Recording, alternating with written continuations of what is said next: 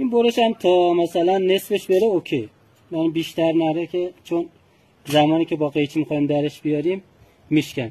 ببین جوونه های مناسب برای پیوند، ببین این جوونه ها هستن که جوونه های رویشی هستن.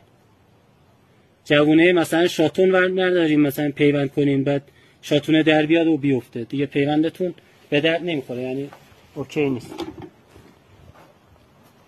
و به این صورت برشش رو انجام میدیم.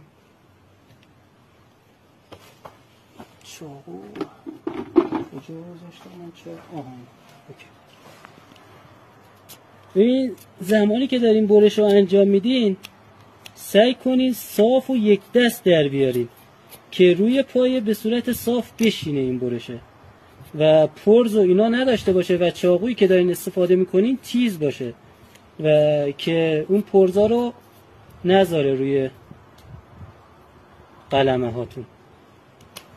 ببینین بخواین مثلا سلامت قلمه ها رو در نظر بگیرین، این قسمت رو وقتی دارین تراش میدین اون سبزینگیه رو باید داشته باشه. ببینید این سبزینگیه رو باید داشته باشه تا